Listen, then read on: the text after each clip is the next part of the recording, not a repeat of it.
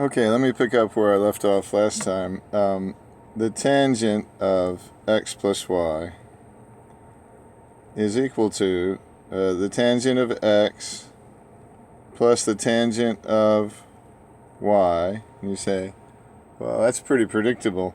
Yeah, and if you recall, let me see where I can write this. Look over here. Tangent of x is equal to sine of x, right, over the cosine of x.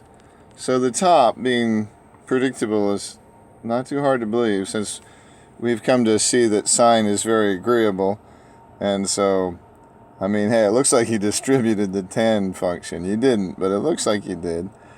And then on the bottom, we're going to say 1 minus, because this is cosine's domain. So we have to put a minus sign somewhere, since it was, plus.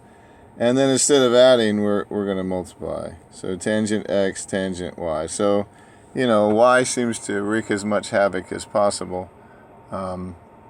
You won't be surprised. And this is giving, if you couldn't find what you needed last time, and this was negative, you know that this is going to be negative and this is going to be positive.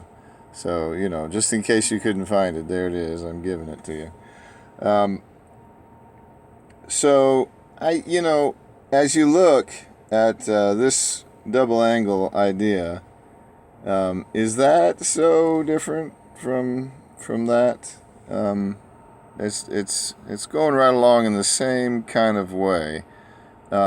Some people mistakenly think that they can say, oh, the tangent of 2u, well, that's just equal to 2 times the tangent of u. And I'm here to tell you that is not true. This is not the same as that. We call this the inviolate argument. You may not violate that argument. If you try to change it without just dealing with it, you got a problem. So let me undo all this business. But yeah, so hopefully you can see that the top is very similar, and the bottom, I think the bottom's, somewhat similar as well. If you look, again, we have a minus sign on the bottom. That seems kind of like cosine. I don't know, you can think it through, and it's squared instead of times 2. You can remember it in your own way, but just as a reflection, that's something to think about. Now let's see. Here's the example problem. We have solve. We know what to do with that, and now we know what to do with that as well. So you look down here, and they take this and they use this identity we just learned. Okay, and they say, hey, there's a cosine. There's a 2 cosine in both of those, and so they solve 2 cosine x for 0, and they solve the inside 1 plus sine x for 0, and they get 3 answers. And they there's no limitations, so we have these general formulas with the 2n pi. I like to say 2 pi n, but that's okay.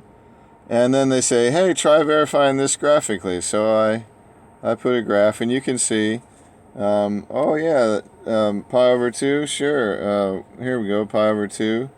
And every time you go a full 2 pi, you get another one. And every time you go 2 pi, you get another one. And then here's maybe I should use a different color. Probably should. Here's my answer here, and there it is. And every time you go 2 pi, you get another one, and another one. Okay? So you can see every other time, kind of like what we're used to with our general solutions. All right.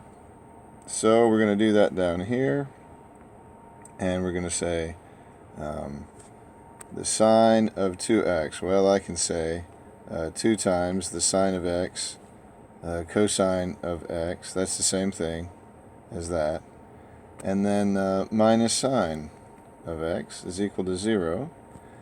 And I will say, you know what? There's a sine in both of those, so I'll say sine x times 2 cosine x minus 1 is left inside there equals 0. So when is sine x? When is that 0? Well, sine x is equal to 0 when x is equal to 0, Oh, and they limited our interval. So if you look up here, they limited our interval. So we don't have to have a general equation or a general solution. So that's nice. So let's see, what else is, it's also that when it's pi, right? There's two times when, if this is my y-axis and my x-axis, here's one time when sine is, because this is y, and it's the same kind of thing as sine,